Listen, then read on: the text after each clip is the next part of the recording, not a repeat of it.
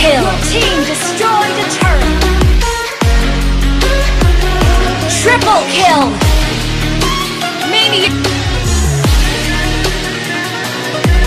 Savage.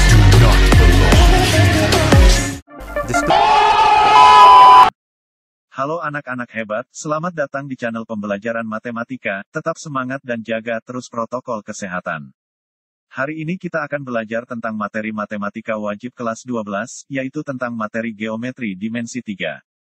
Selamat belajar dan dukung terus channel ini dengan cara like dan subscribe jika kalian menyukai video pembelajaran ini. Geometri dimensi 3. Hal yang paling mendasar untuk mempelajari geometri dimensi 3, kita harus memahami dulu tentang titik, garis, dan bidang. Apa itu titik, apa itu garis, apa itu bidang? Mari kita dengar penjelasannya dari rekan saya. Terima kasih atas waktunya. Mari kita mulai saja materinya. A. Titik. Suatu titik ditentukan oleh letaknya dan tidak mempunyai besaran. Sebuah titik dilukiskan dengan noktah dan biasanya dinotasikan dengan huruf kapital. B. Garis. Garis adalah himpunan dari titik-titik yang mempunyai panjang tak terhingga tapi tidak memiliki lebar. C. Bidang. Bidang adalah himpunan titik-titik yang luas tak terhingga. Wakil bidang adalah bagian dari bidang yang memiliki ukuran panjang dan lebar. Agar lebih memahami materi ini, mari kita dengarkan penjelasan dari ahlinya langsung. Oke, terima kasih. Kita lanjut ya, tentang pembahasan geometri dimensi 3. Di sini kita akan menjelaskan tentang apa itu titik, apa itu garis, dan apa itu bidang. Nah, di sini sudah ada sebuah kubus A, B, C, D, E, F, G, H. Oke, kalian harus ingat ya, ini posisinya seperti ini. A, B, C, D. Jadi dari A, B, C, D, atasnya sama ya. E, F, G, H. Jadi posisinya seperti ini. Oke, apa itu titik? Perhatikan. Untuk titik adalah, kalau kita lihat di kubus ini, titik itu yang ada di pojok-pojok. Nah, ini A, ini B, ini C, ini D, E, F, G, H. Nah, itu disebut dengan titik. Ada berapa titik di sebuah kubus ini?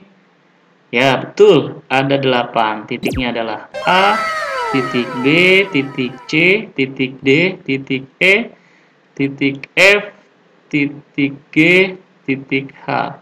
1, 2, 3, 4, 5, 6, 7, 8. Itulah yang disebut dengan titik.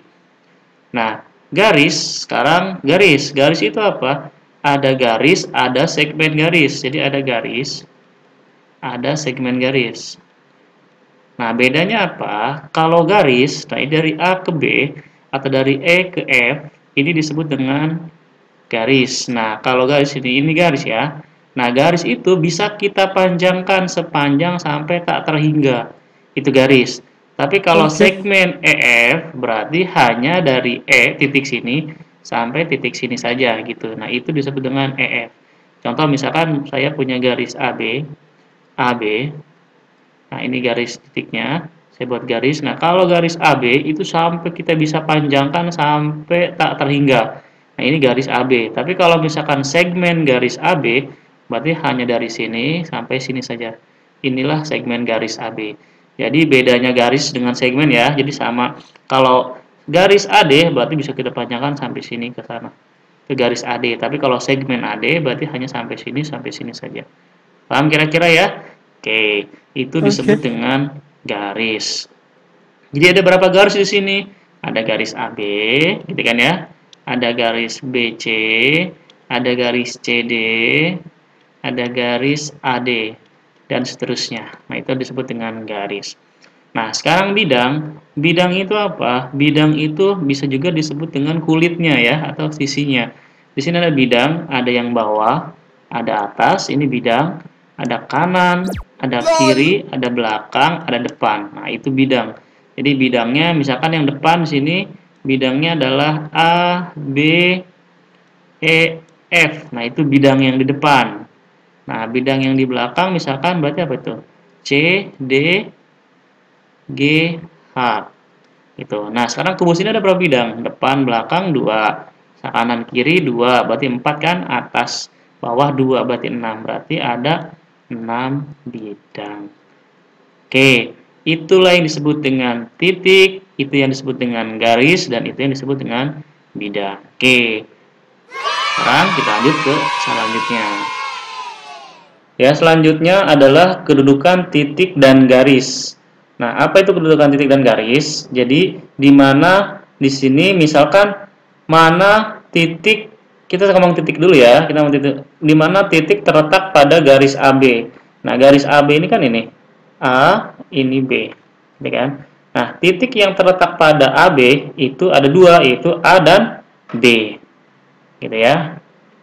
A dan titik B, gitu kan? Jadi ada dua. Nah, sekarang titik mana yang terletak di luar garis D? Nah, ini kan titik D. Nah, yang terletak di luar garis D ya banyak. Ada A, ada B, ada C, ada E, ada F, ada G, ada H. Berarti ada banyak. Berarti ada A, ada B, ada C, ada E, ada F, ada G, ada H. Nah, ini adalah titik yang terletak di luar garis D, atau titik D. Maksudnya ini titik mungkin ya. Oke. Nah, terus, nah sekarang tentukan titik yang terletak pada bidang ABCD. ABCD, titiknya apa saja? Ya, berarti titiknya ini saja. A, B, C, dan D.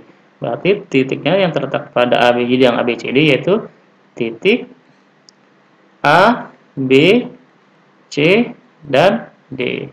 Gampang kan? Ini adalah kedudukan titik. Nah, terus kedudukan garis. Kedudukan garis adalah garis yang berhimpit. Nah, kalau garis berhimpit, misalkan gini. Di sini ada A, ada B. Ini garisnya ya. Nah, terus ada garis lagi di sini sama. Jadi menimpah gitu. Ini garis P dengan garis Q. Nah, di sini sama persis. Nah, ini disebut dengan berhimpit. Gitu. Jadi berhimpit itu dempet lah ya. Satu garis. Nah, ini berhimpit. Tapi kalau misalkan berpotongan, nah garis yang berpotongan misalkan garis AD, kan mungkin bisa kita panjangkan ya. Ini berpotongan dengan garis AB, gitu kan? Garis AD berpotongan dengan garis apa saja? Garis AB, gitu kan? Berpotongan juga dengan garis DC atau CD, berpotongan juga dengan garis EA, berpotongan juga dengan garis DH, gitu kan ya? Ini berpotongan. Oke. Nah, itu adalah perpotongan. Nah, kalau sejajar itu garis yang ketika dipanjangkan seberapa panjang pun garis itu, mereka tidak akan pernah berpotongan. Malah di sini. Oke, misalkan garis AB sejajar dengan garis mana? Garis AB sejajar dengan garis AB sejajar dengan garis mana? Garis CD. Dan garis AD juga sejajar dengan garis EF. Juga masih ada lagi garis apa? Garis GH. Kenapa bisa seperti itu? Karena ketika dua buah garis ini, ketika dipanjangkan sepanjang sampai hingga, mereka tidak akan pernah berpotongan. Nah, itulah disebut dengan garis sejajar. Paham ya? Oke, selanjutnya. Nah, agar lebih paham, sekarang kita coba contoh soalnya ya. Oke, di sini ada contoh soal. Yang pertama, diketahui kubus A, B, C, D, E, F, G, H dengan panjang rusuk A cm, tentukan jarak titik C ke F, yang B-nya tentukan jarak titik E ke titik C, dan yang ketiga adalah tentukan jarak titik G ke tengah AB. Oke, sekarang pertama kita buat gambar gubusnya dulu. A, di sini B, di sini C, di sini D, E, F, G, H ya. Nah, lalu sekarang jarak C ke F. Oke, perhatikan. Di sini jarak C ke F, berarti kita buat di sini garis ya. Oke. Nah, di sini. Oke, sekarang misalkan di sini rusuknya A kan ya. Berarti karena kubus maka panjang rusuknya sama. Semua panjang rusuknya sama. Maka ini A, maka ini A, maka ini juga A. Nah, ini adalah segitiga siku-siku. Kalau kita buat di sini, maka akan bentuk segitiga seperti ini. Oke, kurang bagus ya, nggak apa-apa lah ya. Oke, ini B, ini C, ini F. Oke, BC-nya adalah A, BF-nya adalah A, dan dicari adalah CF. Nah, ini siku-siku di B. Nah, ingat, kalau segitiga seperti ini, berarti kita sudah belajar yang tadi disebut dengan Pythagoras. Oke, Pythagoras, maka untuk mencari nilai X-nya adalah akar dari, karena X ini adalah sisi miring dan atau hipotenusa, maka dia sisi yang terpanjang ya, berarti di sini A kuadrat ditambah dengan A kuadrat. Maka nilai X sama dengan akar dari 2A kuadrat. Atau nilai X itu adalah akar dari 2 kuadrat, berarti kan akar 2 dikali akar A kuadrat, gitu kan ya. Akar 2 tetap, A kuadrat berarti A, berarti hasilnya adalah A akar 2. Nah, berarti panjang CF ini adalah A akar 2. Nah, panjang CF ini merupakan diagonal. Nah, ini disebut dengan diagonal bidang. Karena ini kan bidang yang tadi ya, bidang BCGF ini atau BCFG ini bidang. Nah, ini disebut dengan diagonal bidang.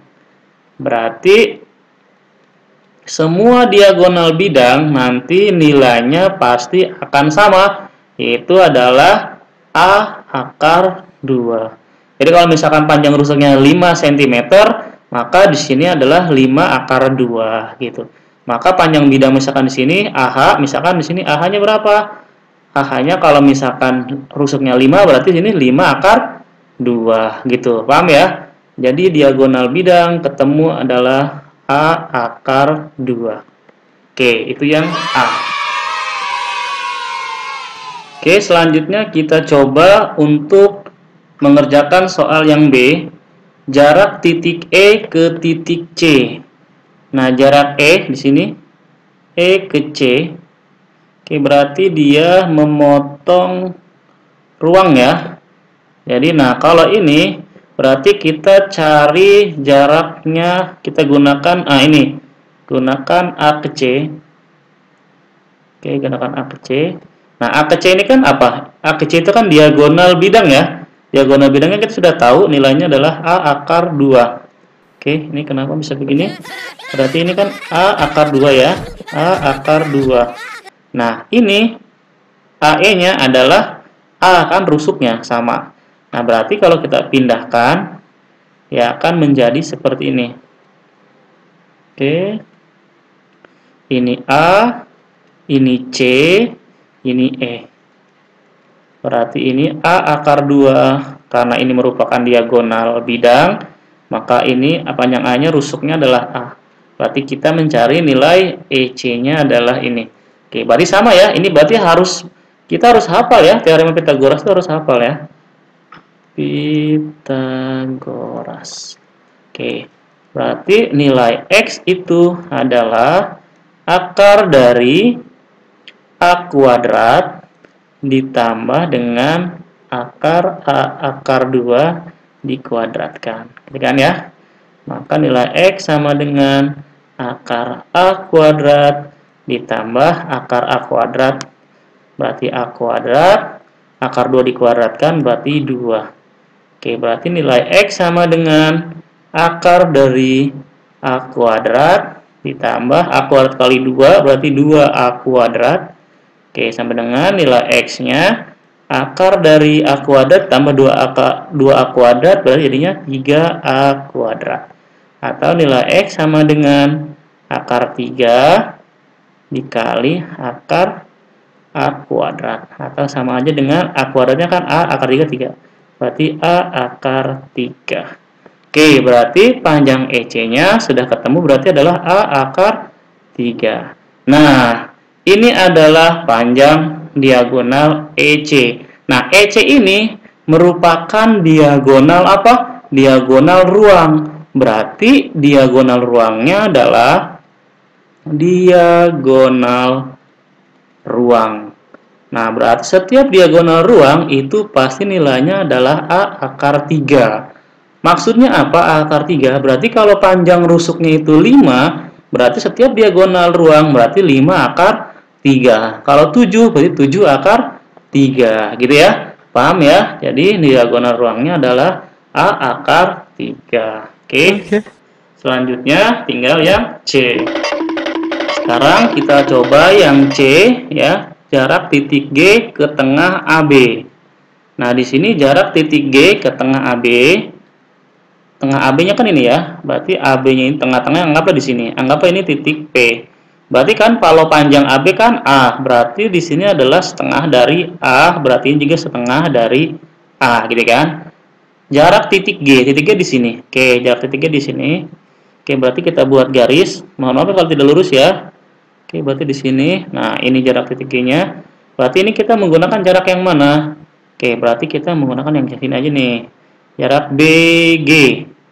Oke, kita jarak BG kayak gini. Nah, oke, ini harusnya lurus ya. Nah, BG ini merupakan diagonal apa? Diagonal bidang. Oke, pinter. Berarti ini adalah A akar 2. Nah, ini PB ini adalah setengah A. Nah, yang dicari adalah panjang PG. Oke, kalau kita rubah ke sini garisnya, maka akan seperti ini.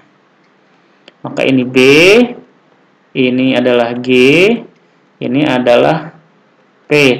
Maka ini sebenarnya kegedean ya, tapi nggak perlu ya. Ini setengah A, ini adalah A akar 2. Maka di siku-sikunya di sini, berarti di sini adalah sama. Kita cari lagi dengan Pythagoras. Berarti rumus mencari nilai X-nya adalah akar dari setengah A dikuadratkan, gitu kan? Ditambah dengan A akar 2 dikuadratkan, gitu. Maka hasilnya adalah setengah A kuadrat plus setengah dikali setengah kan 1/4. 1/4 A kuadrat ditambah ini kan 2 A kuadrat ya. Berarti A kuadrat dikali dengan 2. Oke. Karena di sini pecahan, maka ini kita rubah jadi pecahan. 2 itu berarti pecahannya berapa? 8. 2 kali 4, 8. Berarti 8/4 ya. Berarti ini 1/4 A ditambah 2 kali A berarti 8/4 A kuadrat. Kenapa dirubah jadi 8/4? 8/4 itu supaya pembaginya sama ya, sama-sama 4. Karena 8 dibagi 4 kan 2. Nah, sekarang karena sudah sama, ini A kuadrat, ini A kuadrat, maka kita bisa selesaikan. Berarti jawabannya adalah 8, ini ada akarnya ya. Ini ada akarnya, belum dihilangkan sama saya. Oke, maka ini hasilnya adalah 8 tambahnya berarti 9/4 A kuadrat. Oke, akarnya. Berarti hasilnya adalah, berarti ini bisa akar 9, berarti ini kan gini, akar 9/4 dikali dengan akar A kuadrat. Oke, kenapa jadi miring begini ya? Akar 9 berarti kan 3, akar 4 berarti kan 2, akar A kuadrat kan A, berarti hasilnya adalah 3/2A. Berarti jarak titik G ke titik AB sama dengan berapa? 3/2A. Oke, nah jadi gampang ya, jadi mudah-mudahan bisa dipahami. Terima kasih. Jika kalian tidak paham, silakan tanyakan tidak pahamnya di mana di kolom komentar. Nanti setelah ini nanti ada pertemuan selanjutnya atau video selanjutnya untuk membahas tentang materi yang lain. Oke, terima kasih. Tetap jaga kesehatan ya dan jaga protokol supaya dan selalu minum vitamin. Oke. Saya akhiri. Assalamualaikum warahmatullahi wabarakatuh.